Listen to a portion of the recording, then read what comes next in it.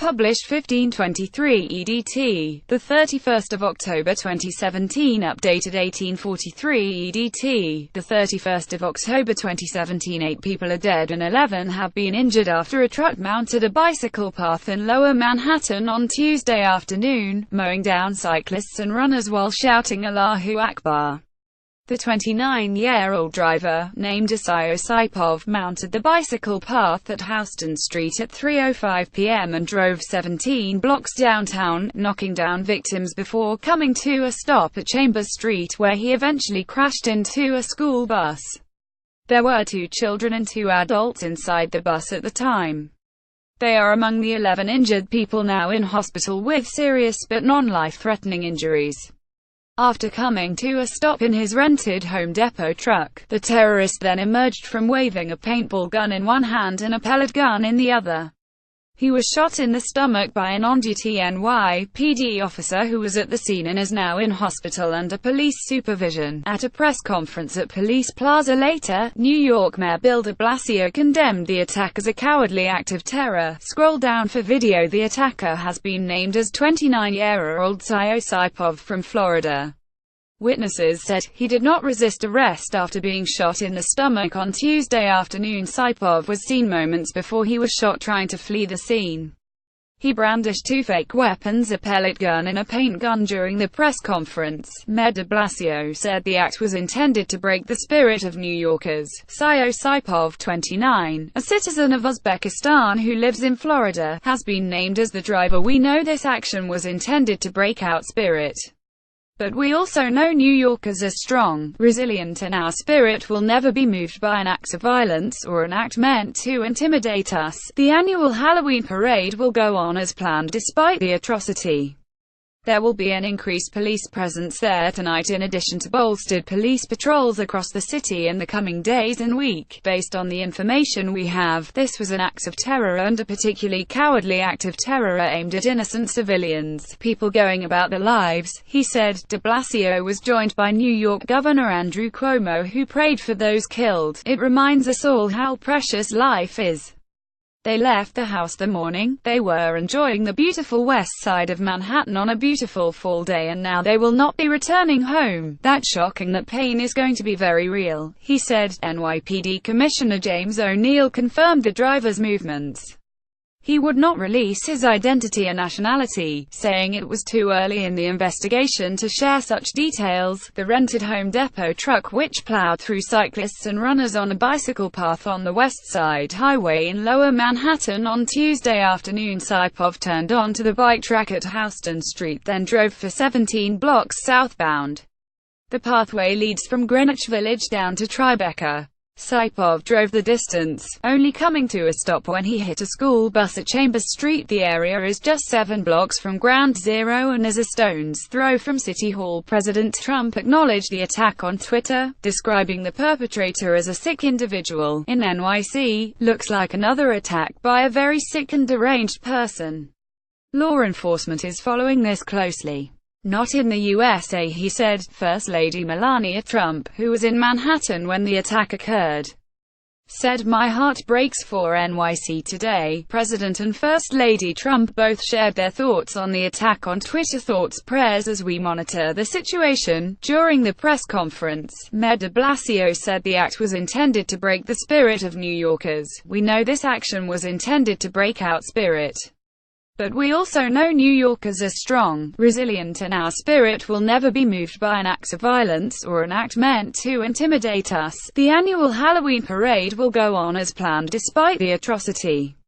There will be an increased police presence there tonight in addition to bolstered police patrols across the city in the coming days and week. He came to a stop by crashing into a school bus after plowing through others on the bike path.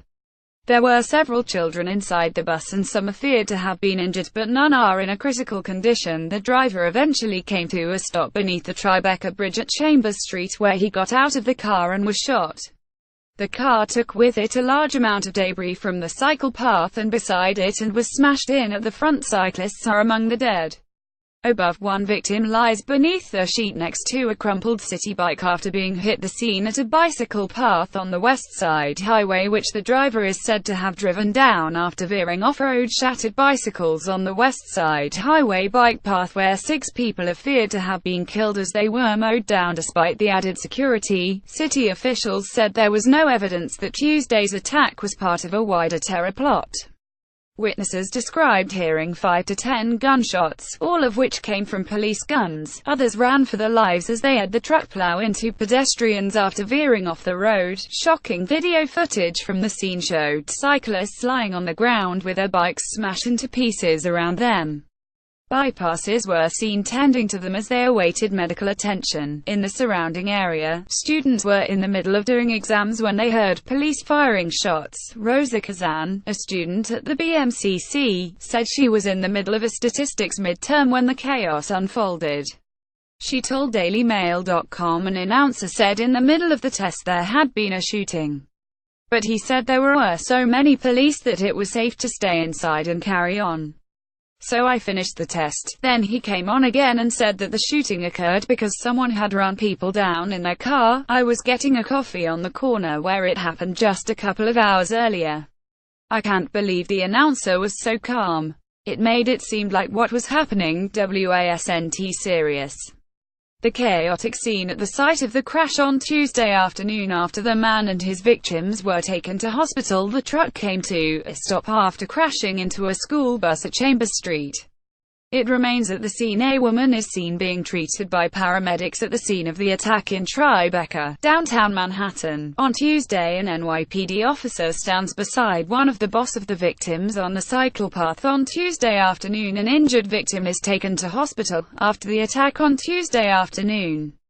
11 people were injured in the attack and 8 are dead. Parents nervously hurried their children away from the scene as police continued to work. The attack happened just as children were being let out for the day. A little girl cries as she is navigated away from the scene on Tuesday afternoon. Within minutes of the first reports, there was an enormous police and fire service presence at the site. Ezekiel Gonzalez, 18, a speech coach at Stuyvesant High School, told DailyMail.com, "At the scene I heard what had like gas caskets and I went up on the bridge and saw a car caved in. Then I was pushed back and saw the ambulances arriving.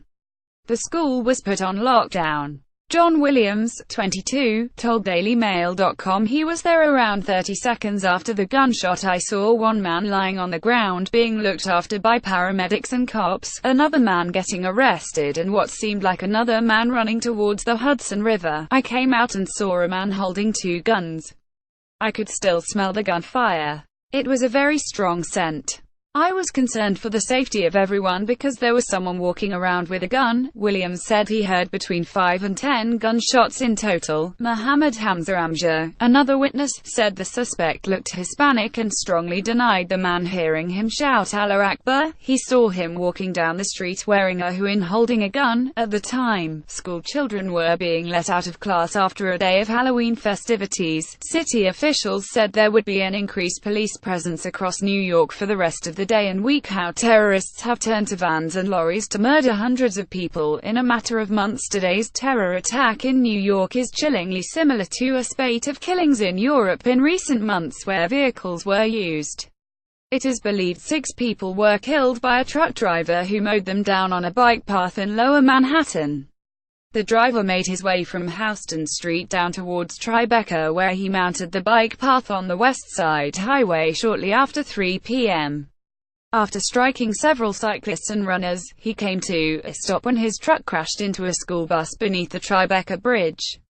But it is not the first time a vehicle has been used to carry out mass murder in Western Europe, with similar atrocities taking place in Britain, France, Germany, Spain and Stockholm and claiming well over 100 lives.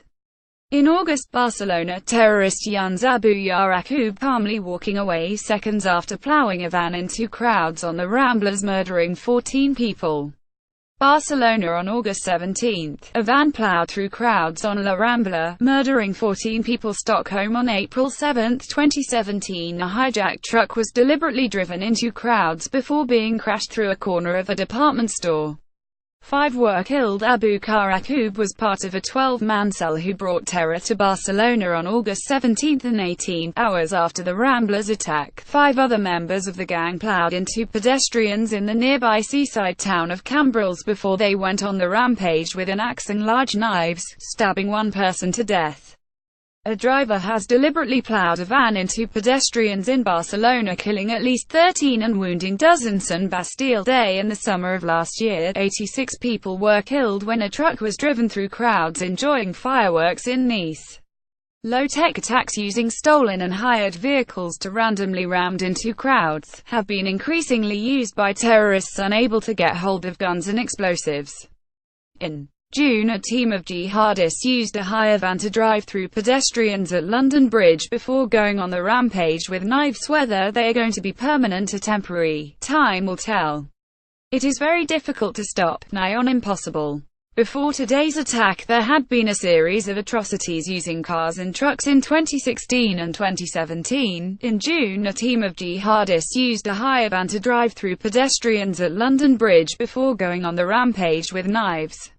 London, Westminster Bridge on March 22. 6 people were killed when a terrorist mounted the walkway Nice 8060 when a 19-ton cargo truck was driven into crowds on the Promenade des Anglais during Bastille Day celebrations on July 15, 2016. On March 22, Khalid Massoud, 52, drove a Hyundai 4x4 over Westminster Bridge, mowing down members of the public before crashing into a fence beside Big Ben.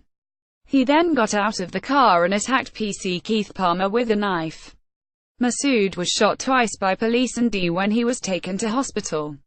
5 people died in the attack, including PC Palmer. In April, in central Stockholm, the capital of Sweden, a hijacked truck was deliberately driven into crowds before being crashed through a corner of a department store. The day after the Westminster attack, a man in Antwerp drove into a crowded shopping area in the Belgian city in an attempted attack, but no one was injured. An ISIS-inspired massacre took place in Germany when a terrorist drove a truck through a Christmas market in Berlin. 12 people were killed in the attack on December 19. Anas Amri stole a cargo truck and killed 12 people when he drove through a Christmas market next to the Kaiser Wilhelm Memorial Church at Breitscheidplatz.